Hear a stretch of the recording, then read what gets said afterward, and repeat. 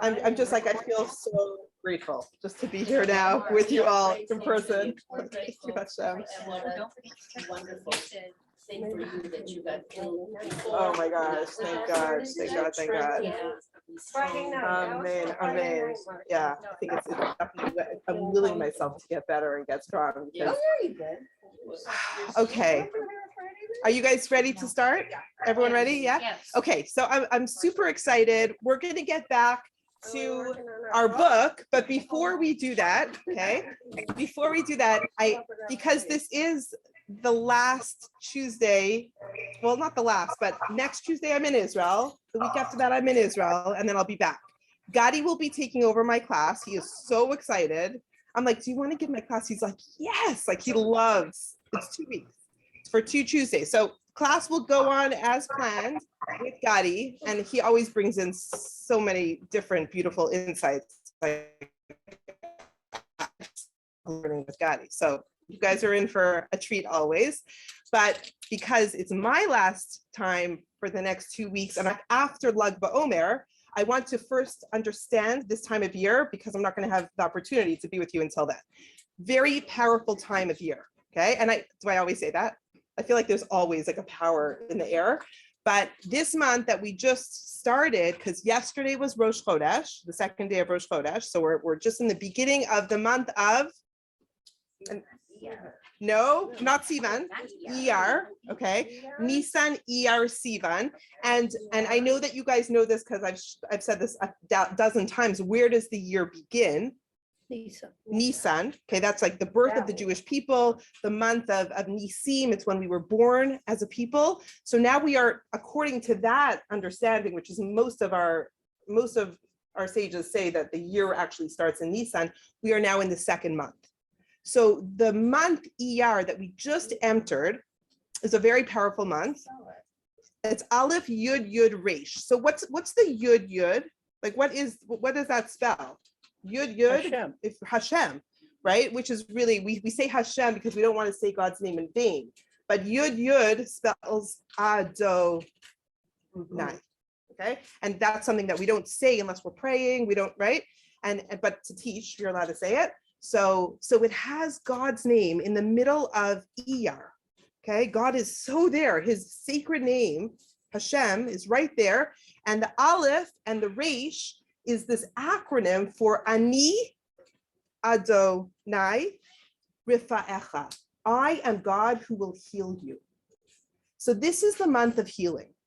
And I have to read from the book of our heritage, which is my favorite book. And I'm going to read you about this month. So this second month, as we just said, right? The second month to Nisan is the month of radiance. For in Iyar, the sun is in full radiance, even though the intense heat of the summer months is not yet felt.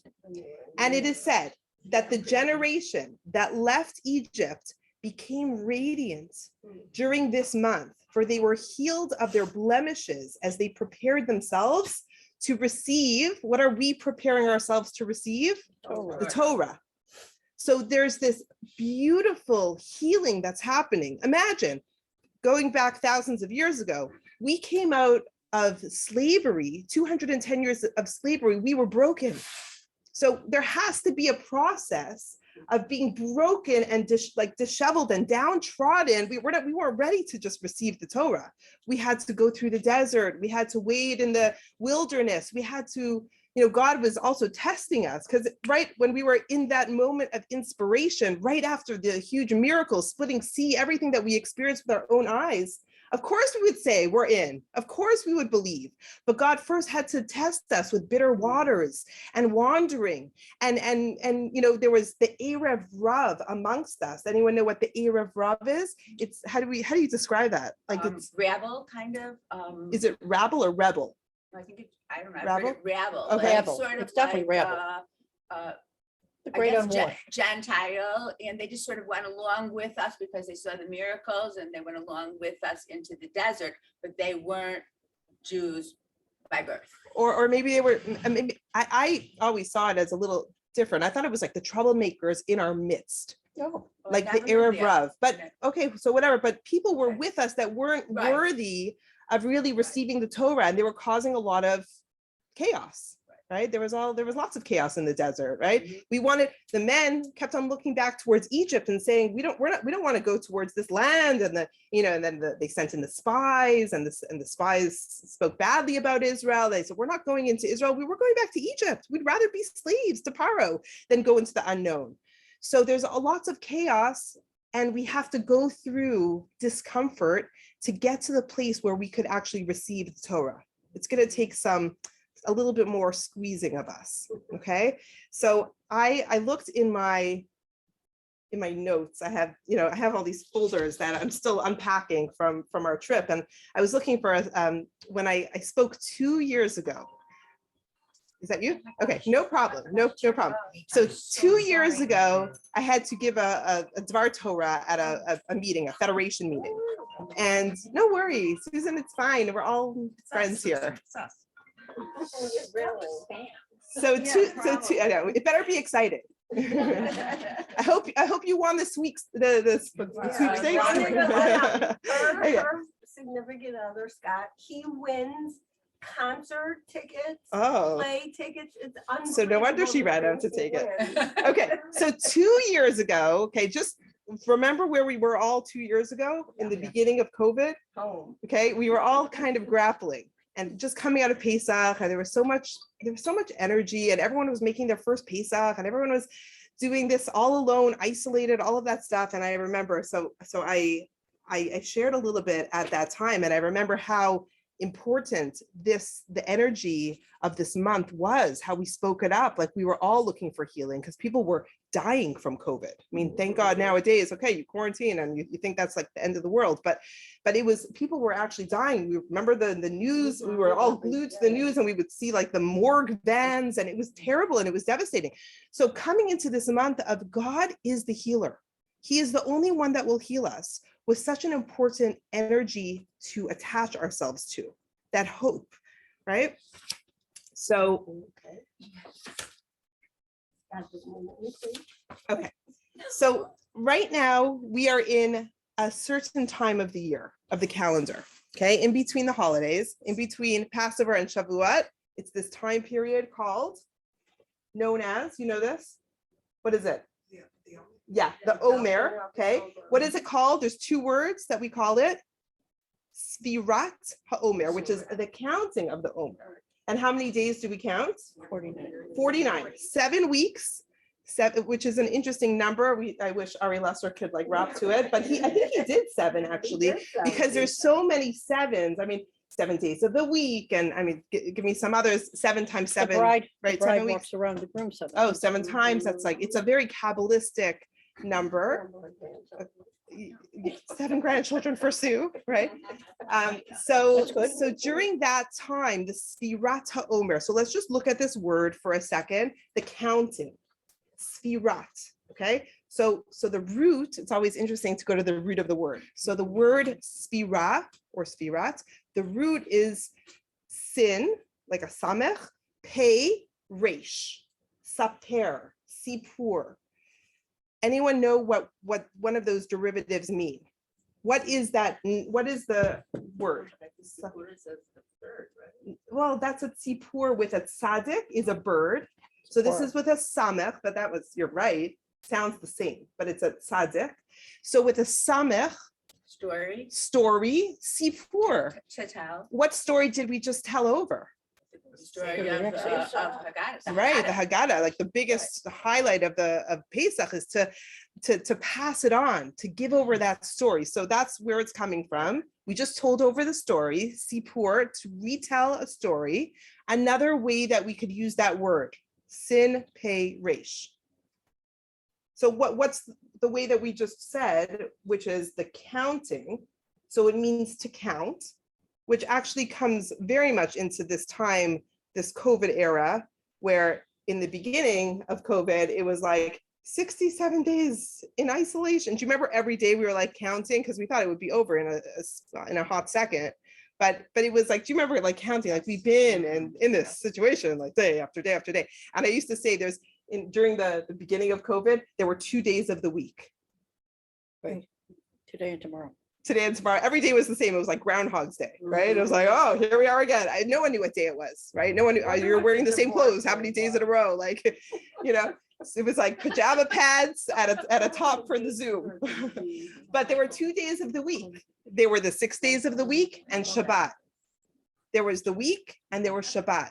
And Shabbat was the only day that felt a little different. It was the only day that had, okay, so the counting is really, really important, because you could just count and it could be meaningless, or you're counting up to something. We're actually counting, and every day the way that we count is there's like rules to the way that we count. It's every single day you need to count towards something. You're reaching up. I mean, I'm counting down to my trip, and it's so exciting. 6 more days, 5 more days. It's just so exciting to count with meaning, okay? And there's one more way of understanding that word. So one of my brothers, his name is Mordechai Shapir. It's the same letters. Sapphire is a sapphire, okay? And the sapphire, that sapphire stone, it's a blue stone that is completely clear. So during this time, there's the energy of clarity, which we all need. There's so much confusion. And oh my gosh, last night I heard such a beautiful piece of wisdom. We had a women wine and wisdom here, a small group of ladies, and Dr. Dee Schiller, if you guys know her, she came and she shared such a powerful thing that she read, that this time of the world, of how things are falling into place, is compared to the times of Babel, the Tower of Babel, right? Babylon? No, not Babylon. Babel. Babel. You know, Babel. Yes, Babel. And why is it Babel? What was going on Because they during all that talked a time? different. Everyone, God, right, they were building up a huge tower to fight God, and God punished them, not by killing them, but by separating them. It was the Dor Haflaga, the generation of separation, where no one could understand each other. And that generation was a generation of confusion. Has there ever been a generation of so much confusion as the one that we're in right now? Like, where do you fall politically? And are you wearing a mask? Are you not? Is it under your nose?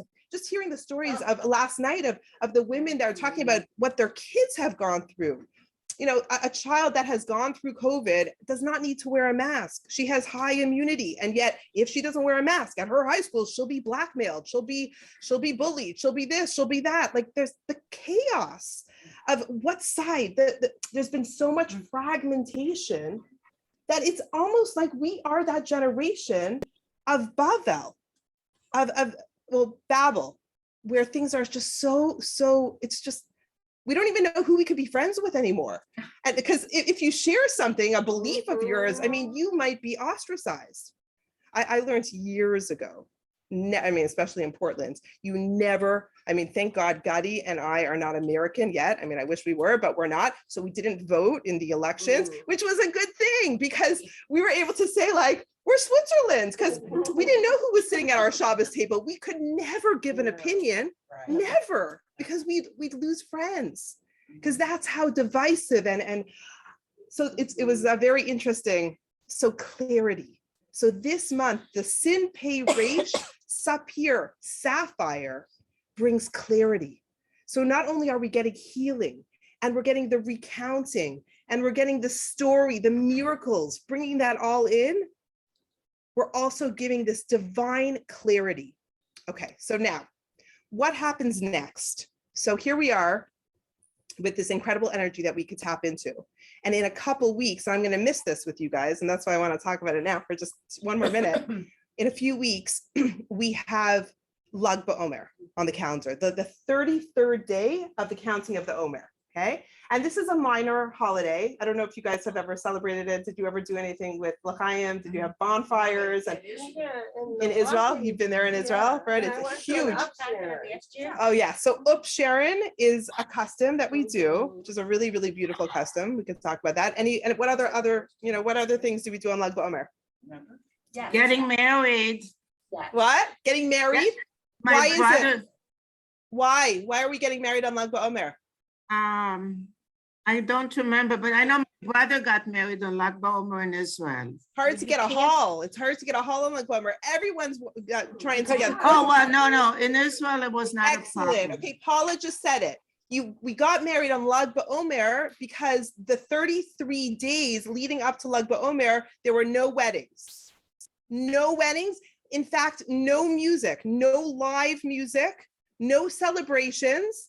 I don't know if you've noticed, but men don't shave their beards Or cut their hair. or cut their hair right before Lag BaOmer. I got all my boys like one after another. We sheared them down because it's going to be a long haul, you know. So no haircuts, no rejoicing. These are the things that we do. There are many customs, what not to do during this day, because we're diminishing our joy a little bit because what was going on in our history during this time period. It was a terrible plague. Good. Bringing it right back to COVID. There are so many connections. There was a plague.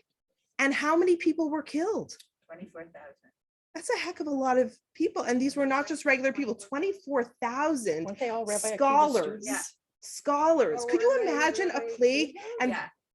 what? Rabbi Akiva students. Rabbi Akiva, who a great sage that started at 40 years old. He has a tremendous story and he grew to become the greatest sage of that time. And he created a following of 24,000 scholars that were learning with him. And one after another, 24,000 of them were killed. Every single one were killed. Now, what was going on during that time and why did these terrible things happen? It all comes down to what? Fighting and fighting. Baseless hatred. Yeah. Baseless hatred. Like they were learning. Like this is actually what I believe is so strongly about L'chaim Center, what makes us so special, that we're not just learning for intellectual stimulation over here. You see people changing their lives in small ways, but we all felt it when Mrs. Goffin, when Deborah got up to speak, and how I loved every word that she said. Like, when did it happen that Friday night baseball game turned into Shabbos? And when did it happen that all of a sudden there's change that's happening? We don't even see it sometimes because it's so small, baby steps. That's how we're guiding everyone here. Very small, but everyone is changing. In that time, the intellectual pursuit that was going on was not going into their hearts. And it was like they were learning it, they knew it, but they weren't putting it into actuality. They weren't changing themselves even in small ways, and they were not being kind to each other. It was So a lot there of was competition. terrible plague, competition, right? Not really wanting each other to succeed, just all the terrible traits that we're trying so hard to fight in this Musar work. So on Lag BaOmer, the plague stopped. Now, just think for a second. You have Rabbi Akiva, who has built 24,000 students. He has invested everything, his whole life's work into these students, and every single one is gone. And now we put on music and we dance and we celebrate. Like, it makes no sense. It literally makes no sense. How could you celebrate? You should mourn. I don't know, there should be a period of mourning. But what does he do on that 33rd day? He collects 5 students and he starts again. And that is the greatness. It's not about how big it is. It's not about quantity. It's about quality. It's about getting back up and starting again. He had the vision. He was obviously broken, but he was able to put his emotions aside and look at the bigger picture, the Jewish people. We need to build Klal Yisrael. We need to build the nation. So I'm going to put my feelings aside and I'm going to move forward. And that's when he started on that day of Lag BaOmer. And that's another thing that happened on that day, is that the Torah, the mystical teachings of the Torah, the Kabbalah, the Zohar, was written down on that day. And I could just share a little bit about what happened on that day. Really, really powerful day. The sun actually did not set on that day until all the teachings were written down. So here we go. Okay. What was it about? Is it like 1400? I don't know. I'm not sure. It's in the time of the Gemara. Oh, Do you want to look? Somebody want to look that up? Okay, so, and it actually doesn't say this, but it says, so on this day, oh, okay, so two different stories that happen on this day. So one is the students of Rabbi Akiva, and Rabbi Akiva starts reteaching on that day. And then the other great sage is Rabbi Shimon bar Yochai, which is another different time, different era. And on this day, there was so much light because that's the day that he wrote down all the secrets of Judaism, the mystical teachings, the Zohar. And on that day, the sun did not set until he had revealed all that he had been permitted to reveal. And only then was did he grant the sun to set. And that's when his soul departed. So that's the day, the Hilula. Okay, Hilula is like Sephardi for Yurtzeit. It's the Hilula of Rabbi Shimon bar Yochai. Okay, so does anyone know where Rabbi Shimon bar Yochai is buried? Meiron. Okay, so Meiron last year was a complete tragedy. Right. That it's going to be very interesting to see what this year is going to bring. I know that they took down all the bleachers. They took down every, and they've been working all year at restructuring Meiron, because Meiron is a pilgrimage for the Jewish people. It's always been there. I've been there. Gadi's been there. In fact, I could tell you guys just a little beautiful story. So the year that we were leaving Israel, which was, wow, 12 years ago. 12 years ago was when we were leaving. So Shimshi is 17 years old. So he was, 5 at the time? He was a little kid. And it was our last, we knew we were moving to America, and it was our last Lag BaOmer. And my husband said, we have to go to Mount Meiron to celebrate. It was such a staple of life in Israel. Like everyone was going there. It was just an incredible experience, like just incredible. 40, 50,000 Jews would pilgrimage to this teeny mountain, buses all night, just going back and forth to Yerushalayim, to Bnei Brak, to Tel Aviv. The whole Israel was coming in different shifts, like going. So Gadi said, I'm going to take Shimshi. So you could just imagine, I said 40, 50,000 people in this teeny little place. And there's circles and circles and circles. And what's in the middle of the circle? What's like the highlight of this holiday? Like the symbol, a bonfire, symbolizing what? The fire of the Torah, the mystical fire, right? Fire is such a powerful element in Judaism, and that fire is the soul, right? This fire in the soul, and we're celebrating the soul of Rabbi Shimon bar Yochai and the light that he revealed on that day. So Gadi goes, and you get there, you get off the buses, and you have to literally hike up a mountain. And Shimshi's like 5 years old, and it's like 2 a.m. by the time the bus got there. So Gadi put Shimshi on his shoulders. We have pictures of their little trek to Meiron. He's holding Shimshi on his shoulders, and they go straight to the fire, right? Go straight to the center. And you don't know whose hand you're holding, but you just dance. There's dancing all night long. Like, Jews know how to party. Hasidic Jews really know how to party, seriously. So there's just circles and circles and circles. And you don't know anybody, you don't want to lose the person you're with, because it's impossible to find them. So Shimshi was on Gadi's shoulders the entire time, and he looks to his right, and he's holding hands with his best friend who made our shidduch, that lived in a different city. We never would have seen him. We hardly saw him over the 10, 12 years that we were married there in Israel. Hardly ever saw him, maybe 2-3 times the entire time, just because life is busy. And Gadi's dancing with his best friend and our shadchan, Johnny Bell. And they danced and they hugged and they kissed, because they probably, they said goodbye. Gadi knew that he was leaving. And it was such a kiss from Hashem. So that was our little Meiron moment, to dance with our shadchan and to say thank you and to give him a hug and say farewell. I haven't seen him since. It's been 12 years. So Rabbi Akiva died in, I don't know what circa means, 138. Yes. 138 before the Common Era. Yes. Yes. My thing said 135, but that's. Oh, 138. Okay. So, okay, and then I'm earlier than curious. 1400. So 138, and then I'm curious when Rabbi Shimon bar Yochai passed away, if you want to look that up. I don't know if they were around the same time, but there were a lot of things in history happened at this time, and all of it turns to like the future. It's all futuristic. It's all the celebration of, it's putting down the pain that we've been through and looking forward to better times, having that clarity, that sapphire. So now we're going to turn to this chapter, okay? So that was our introduction, which I think is so powerful, such a powerful experience that we went through. And it also teaches, I know, Susan, I love you. I love when you sit here because you get so excited with ideas, and so do I.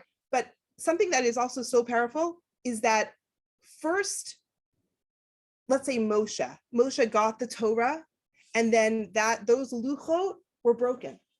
And then the second time, Moshe went up, just him and God, and got the second tablets. And those are the tablets that endured, right?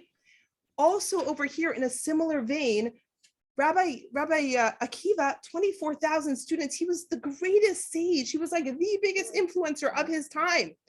But that Torah didn't endure. And then he starts on Lag BaOmer with 5 students, humble as ever, humble beginnings. And that's the Torah that endured.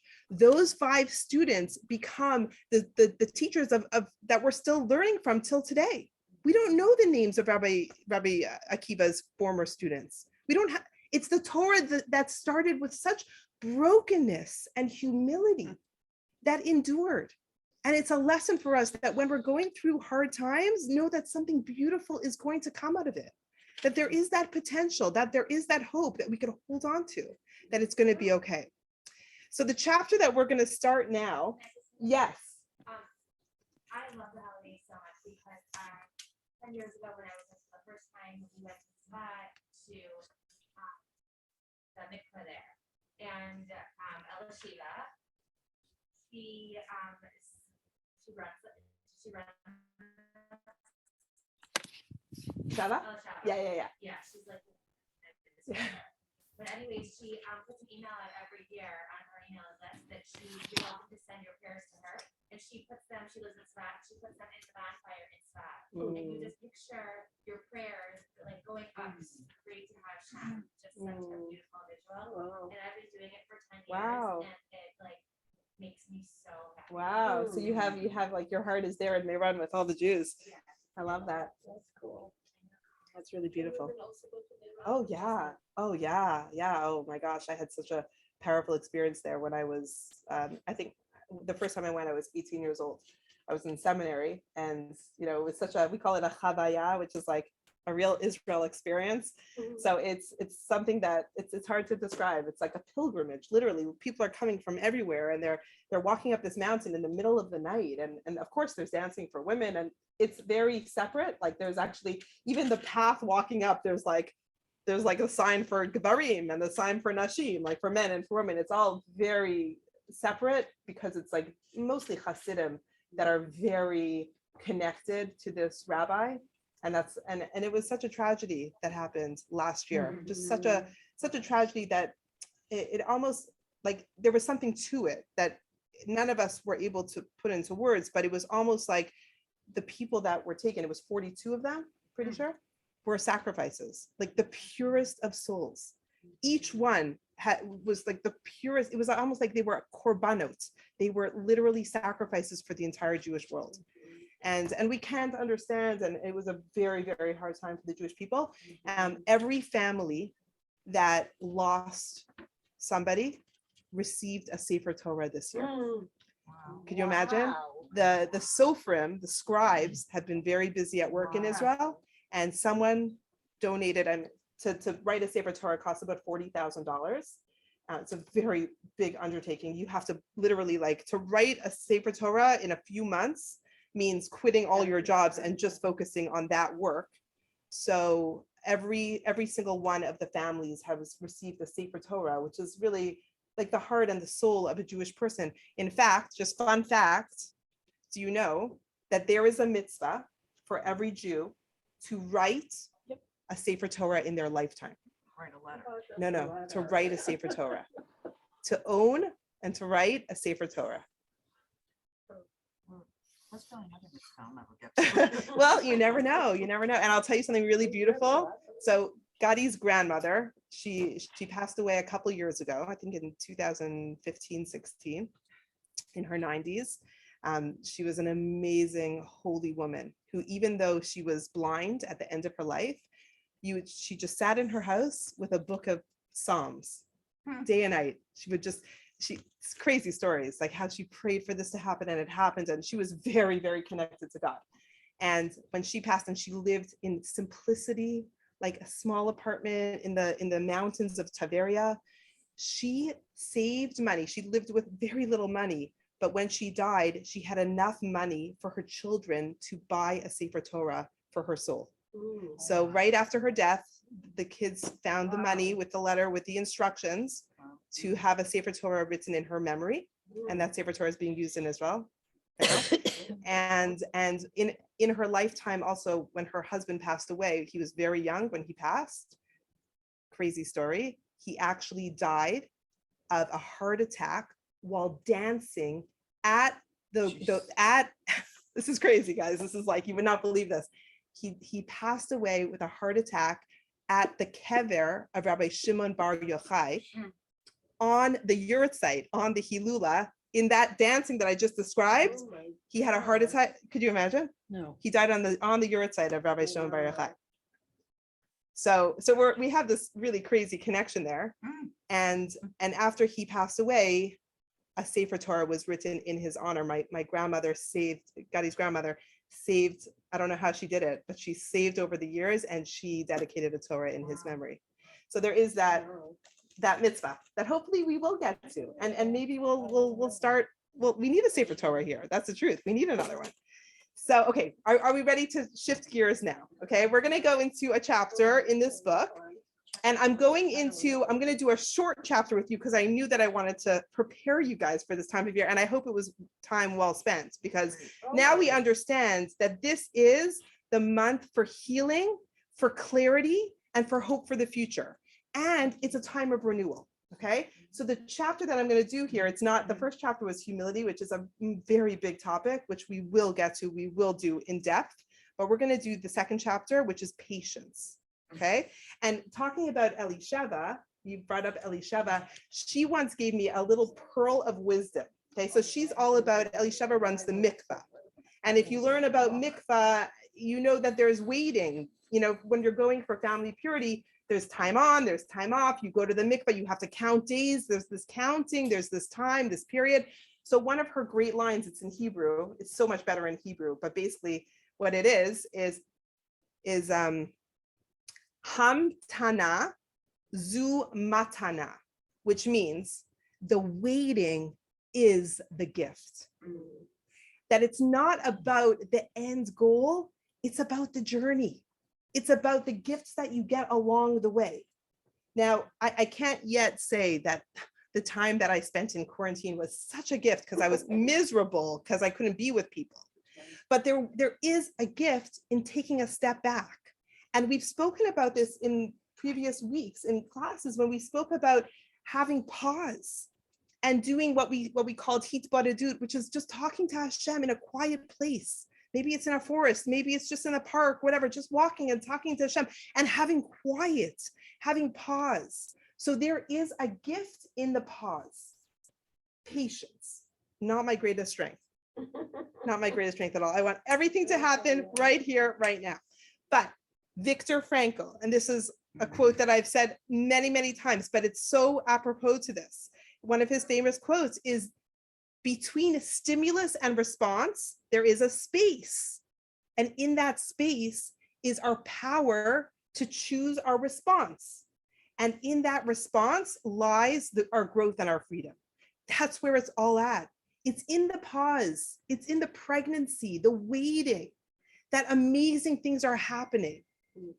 So that is the gift of patience. So we spoke, this is like months ago in the beginning of this course, one of the traits that we spoke about was called zrizut. Do you guys remember that word? Zrizut means alacrity.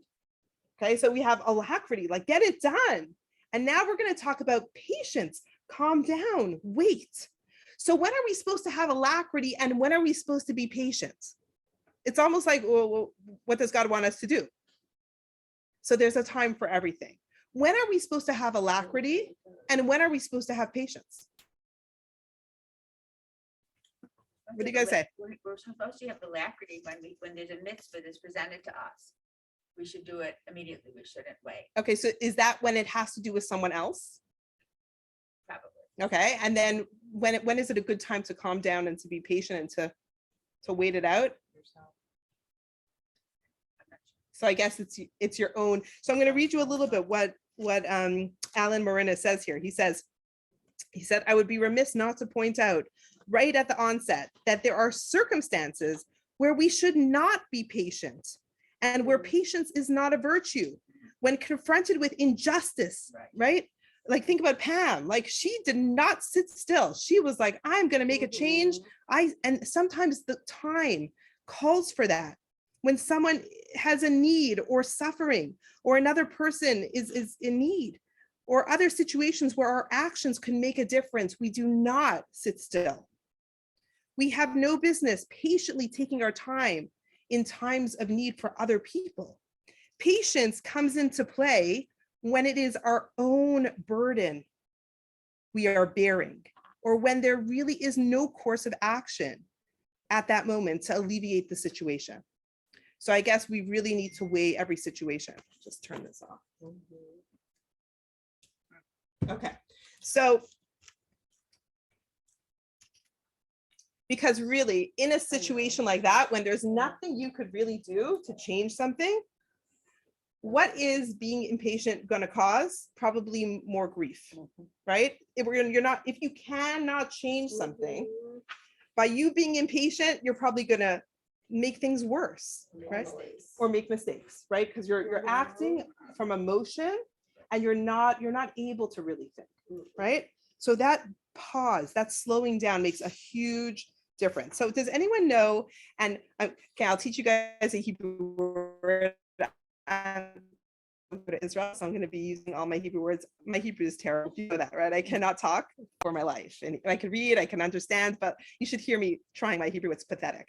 But one word that I learned very well over the 12 years that I lived there was, okay, you don't even need to say the word. You just need to do the thing. Israelis go like this. Do you guys know what this means? It means wait. Savlanut, be patient. Okay, it's a word in Hebrew.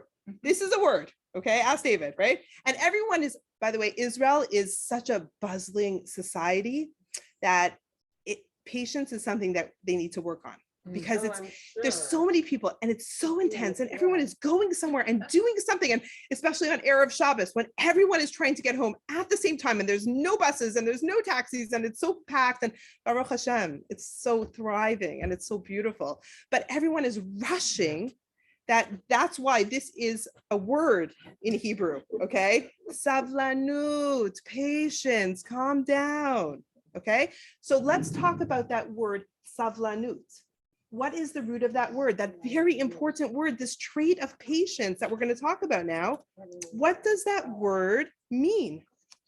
Anybody know? So I'm going to read, okay? So savlanut, what do you? I was looking at Sue's book because I forgot mine, and I just saw that. Sue, word go- under patience. Yeah, go to page 57. Okay, but my book is different. Oh, it's This is different. Chapter So- 8 in my. book. Oh, okay, fine. So I don't know where But you I are. do have But if you find this, you could read along with me. So basically the word for patience is savlanut. And I say it like this because that's how you say it, okay? Savlanut, which means, okay, the definition of savlanut is actually tolerance,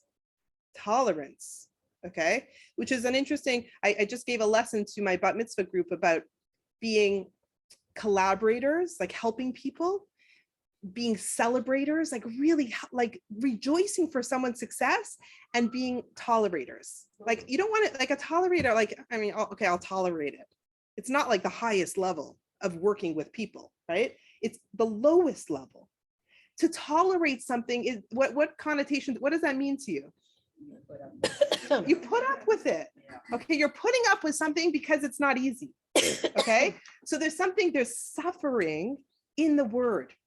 You're putting up with something very, very hard, tolerance. And that same root also has the word suffer and endure. Okay, and also the noun for the porter who carries goods. So we learn something fundamental from this pool of words that derive from the common source. Okay, this is what he's saying, Alan Marinas. He's saying patience means enduring and tolerating, and the experience may even bring us elements of suffering. Okay, so patience, savlanut. This is hard. We're going to endure. We're going to get through. We're tolerating this moment. We get a hint of the same message in the English word suffer, which means both to experience pain and to tolerate or to put up with it. So patience is not only about waiting, it's also about bearing. It's about bearing something. You're bearing the pain. You're in it. Okay. Savlanut, we thought was just patience, but it really means so much more. Hold on. You're in a dark place. It's just someone cleaning the plants. It's all good. I keep my eye on him. Don't worry. Okay. So it's about being in the moment when you're bearing something. And I'm going to give a small example, but a traffic jam. Okay, there's nowhere to go. You're sitting in the traffic jam. You're trying to get from point A to point B. So it's annoying, right? I mean, I do this. I fight traffic every single day over here. And I hate it. I hate traffic, especially this morning. It took me double time with the rain. It was pouring. And it just took slow. And my kids all came late to school. And that's life. And it's not so meaningful over here in Chicago to be sitting in a traffic jam. But when my husband was in Israel and he was complaining about the traffic, and the traffic is terrible in Israel because they're building light rails and they're just building everywhere you go. It's unbelievable. We're like living in pre-messianic times where there's going to be an underground, way to get from here to there in Israel. It's unbelievable. So when my husband would complain a couple months ago when he was sitting in traffic, I said to him, Gadi, your soul has been waiting over 2,000 years to sit in that traffic jam in Jerusalem. I don't want to hear any complaints. I'm going to say it next week when I'm on the bus and we're sitting in a traffic jam. I remember my last trip in 2018, our bus, we were also sitting in traffic and our bus overheated and it broke down. And we're sitting on the side of the road. I tried to pull that line with the ladies. It didn't go over so well, but we were sitting on the side of the road. We're like, Hine matova. I was like the bus counselor, trying to get everyone up and singing. And after 4 hours, it was long and everyone was peeing on the side of the road. It wasn't so much fun. But no, I'm saying what are you going to do? You're sitting on the side of the highway, near Tel Aviv and we're stuck. So we tried our best, but think about it. When think about that analogy of a traffic jam. There's nowhere to go. It's uncomfortable and you have no choice but to bear whatever it is. There's nowhere to go. So that's what patience is. Those are the root words that are coming from this. Tolerate, to endure, to experience. It's not about the waiting. It's about the bearing, the being in it. So I absolutely loved some of these things. So now we're just going to bring this all back home right now because we only have a couple more minutes. In this whole understanding of growing ourselves, what we're actually trying to do, and we've said this a dozen times, is become more godlike. Okay, the mitzvah in the Torah is the halachta bidrachav, walk in my ways, be like God. How are we going to be like God, and what do we know about God? So give me some of the traits. We've discussed this, and we say this in, high holidays. We say Hashem, Hashem, Kel Rachum V'Chanun. God is merciful, right? Erech Apayim, slow to anger. Rav Chesed Ve'emet. You have so much kindness, and emet is truth.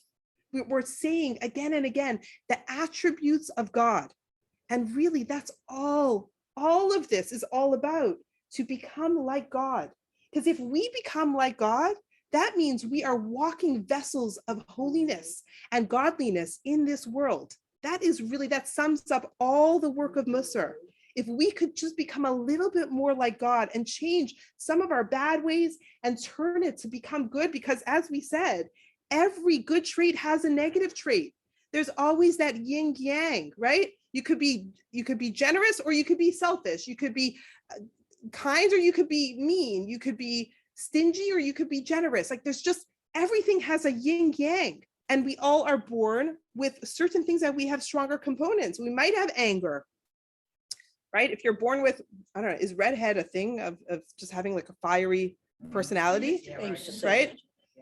that. So you're born with certain traits that come out in different ways, and our whole work is to flip the scale, to become a little bit more like God. So one of the traits of God is slow to anger, okay, which means cool down, patient. Why? When is God so patient with us? What All would the be a time. great example of God being patient with us? All the time. He keeps How about the forgiving golden us. calf? All the time. Like, okay, I'll give you another chance. Like, we live hopefully until 120 years old. How many, every day we mess up. And yet every single day, God takes our soul from us at night, scrubs it clean, and breathes it back into us. And it means I'm giving you another chance. I mean, how patient is that, right? First time I've ever heard that. You've never heard that before? No, not. Oh my gosh. So in the Elokai Neshama, this is what we say, that the words are, this is my favorite prayer, Elokai Neshama, God, Neshama, the soul that you gave me, wait, Elokai Neshama, Shenatata bi Tahorahi, the soul that you gave me is pure. Ata barata, you created it. Ata yitzarta, you formed it. The ata nefachta bi, and you blew it into me. And the way that our soul comes into us is with a kiss from God. And every single day, God takes our soul. And that's why we wash our hands when we wake up in the morning. We're supposed to ritually wash our hands to get rid of impurity of death. Because when one is asleep, you are 1/60th dead. Marsha, do you know that? Being fully asleep, your soul separates from your body in a small dose. Being asleep is 1/60th dead. Wakes up every morning. Many people don't wake up from And when they die in their sleep. It's a the blessing. Expression is that they've been kissed by God. kissed by God, but God said that's enough. And it is a beautiful way of passing. It is. But every day that God puts your soul back into you, he's saying, I believe in you. And what I always tell teenagers when I'm teaching in, teenagers, like I remember once I spoke in Miriam's school, in her high school, and I told the girls, there is no space for low self-esteem in Judaism. If God believes in you and is giving you a chance to get up and have another day, how could you not believe in yourself? I mean, I have to talk to myself about this also, but it's so important with teenagers that are always feeling so insecure about who they are. God believes in you. Now go make the best day ever. Go make the best life ever. So God is giving us ample chances. Yes. Just read this recently. Where do we put what happened to Aaron's sons into this discussion? You're saying from the Torah portion? Yes. So in this past week's Torah portion, we have, it's the second time that it's mentioned, right? It was a few weeks ago that Aaron's two sons pass away. And what's Aaron's reaction? Do you know? It says two words in the Torah. Vayidom Aharon, and Aaron was silent. That there were no words. There were no words for his pain. There was nothing. I mean, he had to make peace with it. He had nothing to say. So I don't know. I'm not sure what you're asking me. If you're asking me for what do you do in hard moments? Because sometimes there is nothing that could. Patience and the second chance. And all Oh. where does all that? And consequences, right? So that's a really, really good question. And I just shared some of the most beautiful traits of God, but we also know that God has another side to him. God could be a God of mercy, and he could also be a God of judgment. God could be, right, there's also, what do we know about God? Susie, help me out here. There's when God is angry.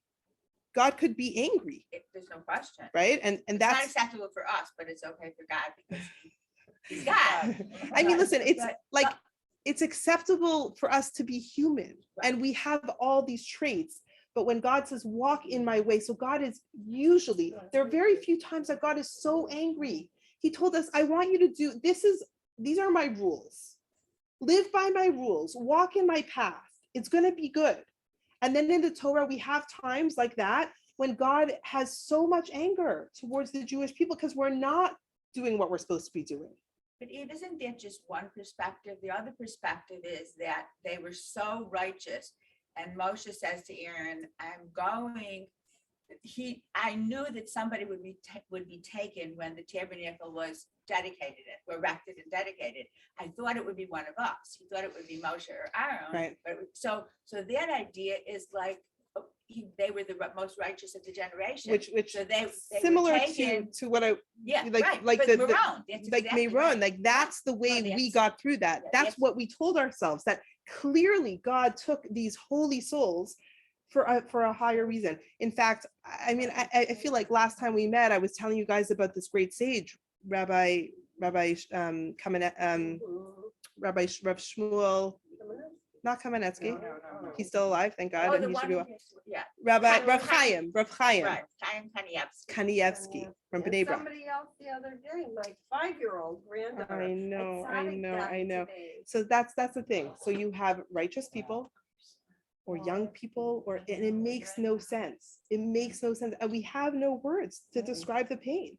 And sometimes I think it's our own way of soothing our pain is to say there has to be a big reason. God needed that holy soul next to him, next to his chariot of, his royal throne up in Shemayim. In our minds, that's the only way.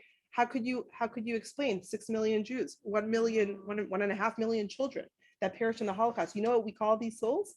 Kedoshim, holy souls. They died al Kiddush Hashem, sanctifying God's name. That's how they go down. And the people they're martyrs. The people that died in the Meron tragedy literally are called martyrs. So we don't understand why, and these are very, very big questions. And we're still, we know what our job is to emulate God in all the finest ways possible, to bring that goodness, that godliness into the world. That is called Kiddush Hashem, sanctifying God's name in this world. There are two ways to sanctify God's name: in this world, or by leaving this world. How do you live and how do you die? Right? So it's a hard one. It's a really hard one. Yeah, our own sons and all the tragedies. There's another concept about righteousness, that in every generation, there's 36 righteous souls Yeah. that are selected by Hashem. And they're so- hidden. Yeah. And so Hidden that they tzaddikim. also could have been two of those in their generation. And we don't know, but Right. Yeah. Yes. Why would someone, like my grandfather, why would someone name a child Tzaddik? Tzaddik, like as the name. I've never heard that name. But you have someone that's My named, grandfather. your grandfather's name was Tzaddik or is Tzadok?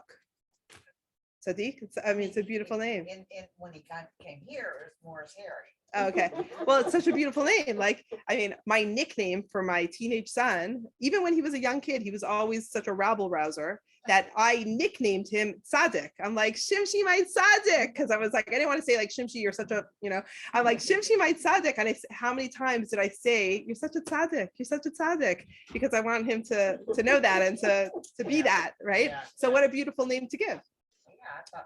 Yeah, I didn't know it until I think I found his, my mother showed me his death certificate. Wow. Well, that's a beautiful, powerful name. I'm named after Marshall. Oh, wow. Morris. Oh, wow. That's amazing. So you hold that righteousness in you. But yeah, right, Sue? Like, what did you used to call your son when he was rabble rousing? It's like, you devil, you, right? Right? My father used to call him Michael the Mazik. What's So- that mean? What's that mean? A Mazik is like troublemaker. Just like right? it's a troublemaker. Yeah. So then they step into that name, right? I mean, we have to Oh, be yeah. careful what we, He lived up to it. he lived up to it, exactly. I'm still waiting for Shimshi to live up to Tzaddik, but he's getting there. I remember, I think it's a good memory when I had a younger brother, and when my mom would get angry at him, she would call him by his Hebrew name. Yochai. Right. I remember that. So it has like a negative connotation. Like, he's like, oh my gosh, she's saying my Hebrew name. Yeah, right, to think and be better. Yes. without saying it. So let's close this up, because that's a great way to end. Well, So but excuse me, but, To Jessica think and be Hyam, better. obviously she named him after somebody that was much loved. So the idea being, if I call you by that name, maybe you'll Live up to Maybe you'll it. become more like that And person. he did. So I'm just going to end with a little. I told you guys in the beginning, this is a really, really hard topic for me. Like Alavai, I could be more patient with my children, with my husband, with the people in my life. I'm even when my sister calls for advice, like I'm very quick to give advice. I'm very like, just do this, just tell your child to, I'm just right away. I want to solve things. I want to move forward. This is very hard for me. So I'll tell you a little gift that kind of brought me a little bit of comfort. I have a hard time being late. Okay. So Hashem changed that for me when he made me, had me marry my husband that is always late. Okay. I had never been late in my life before meeting my husband. And even on our first date, he came late. And on our second date, he came late. And on our third, and he had such good excuses. I mean, he lost his keys and he lent his car and they weren't back. And he had all the excuses. I was like, oh my gosh, he's so kind. And the things that I thought he was I thought it was so great, right? And I didn't realize that this is going to be a pattern, right? I was so like, la, la, lulu, everything was great. So our first big fight was the first time we traveled together. So the way that I grew up was you are at the airport hours early. Okay. And the day that you fly, you basically just pace the floor. Like that's like the only way that I knew from my parents. You just pace all day long, back and forth. Everything is by the door. You're ready to go. You never leave the house. You don't do anything. And the first time we traveled, we were like newly married and we're traveling to Toronto for a visit. And I was pacing and the bags were by the door and I'm ready to leave, bag on, ready to go. And my husband and the taxi, the Sheroot is coming in 5 minutes. And my husband said these words, I'm just jumping into a quick shower. I thought I was going to kill him. I promise you, I did not say a word to him the entire 12-hour flight. I was so mad. It wasn't even mad. I just thought like, this is not going to work. Like we are so like not compatible for each other. I was so mad and he didn't understand because for him, he was early because he's, so since then, 21 years later, we've missed flights, that was the hardest thing for me because it was like against my upbringing. Of course. And I personally have missed flights with him and breathed through it. And the world does not stop when you miss a flight, you get on the next flight. Okay. And I've learned to mellow about time. You know what else I learned? Yeah. I learned that if it's a good idea to leave at 10:15, you tell them we're leaving at 10. Oh, It is. I've changed foolproof. clocks in our house. It's I've foolproof. tried it My all. watch was always set 10 minutes I'm ahead. with you. I'm with you. But it car's always becomes set like a 10 minutes thing. And it ahead. also, the more I push, the more he pushes back. And he got like more than half my kids on his side. So more than half my kids like, Mom, you're ridiculous. Like they always say, so I only have one kid on my side. Yossi will never be late. He's me. He's my father. So basically this was the gift that I got. Okay. So that's how I am. And I'm very much in that world. I've been working with Momentum for over 10 years and everything at Momentum works on time, right? You know that, Dana. It's like the bus will leave at 9 a.m. on the dot, whether you're on it or not. They will not wait, right? And except there was like this one time, do you know the famous story that Lori always shares? Funniest story. She says, so there was this group of chicas from Mexico and it's 9 o'clock. So the bus is ready to roll. And we warned everyone, the buses leave on time, on the dot. We don't wait for anything. Momentum is like clockwork. So one of the Spanish speaking women was missing. Like she was still in the bathroom doing her makeup or whatever. She wasn't there. And the bus was like, well, we're leaving. That's what Momentum tells us. So all the ladies from Mexico, they got out of the bus and they held hands in front of the bus and they said, we will not leave without our sister. Did you ever hear that story? So that was the one time in all 12 years of Momentum that the bus left late. So basically this is the gift that I got. I work a lot with Momentum. Everything has to be perfect and on time, which is so in line with how I really feel. And then a couple of years ago, I went to my first women's retreat. And I don't know if you know Rivka Malka Perlman, who's like a whole personality in her own. She's this like tichel wearing, flowy woman that I really, really connected to. And here I am literally coming from momentum. Like I was coming 2 weeks before, I was on a momentum experience. That's everything was on time. It was like so comfortable for me. And here I am, like in the forest in Milwaukee at Camp Shalom, I think it's called. And there were cows grazing, and I'm on this very different experience. And like, I work off a schedule, and on the schedule, it said 8 a.m. yoga. So I'm there at like 7:55 in my yoga clothes. And I'm like, where is everybody? And no one's showing. It's 8 o'clock. I'm already hyperventilating. I'm breaking out in a sweat. I'm like, am I in the wrong place? I'm like, I'm just trying to figure this out. I'm reading the schedule over and over. And then like, it was like 8:15 that Rivka Malka like moseys on down with her like, and she comes on and I said, Rivka Malka, like, did I get the schedule wrong? What is going on? We're late. It was supposed to start at 8 o'clock. And she says these words to me, Eve, it's all in God's time. That would kill me. It killed me, but I breathed and I took it in, and there's something to learn from it. And I've, and the experiences that we have in life, and it's all about balance. It really, really is. I don't love who I was when I was so rigid about time before. And I don't love how untimely some people in my life could be also, but I know that it's mellowed me and it's changed me in finding the right way.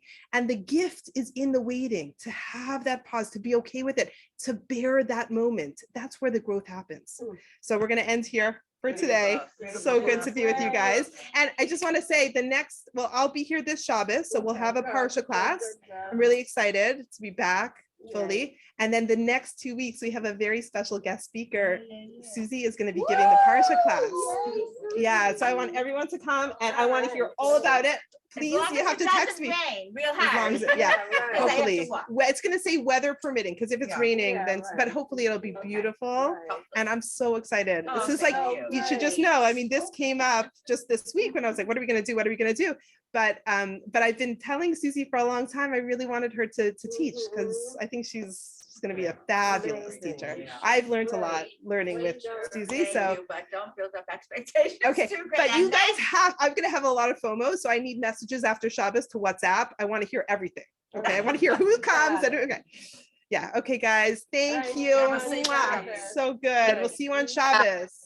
Feel better and better. Thank you. Amen. Amen. Amen. Yeah.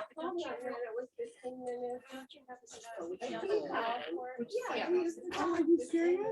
My kids asked me today, like, Mommy, how are we gonna do this? And I'm like, I have no idea. That is so nice. So damn good. I got tons of notes. The second one I go, so all of that sunshine, I better stay I'm so like.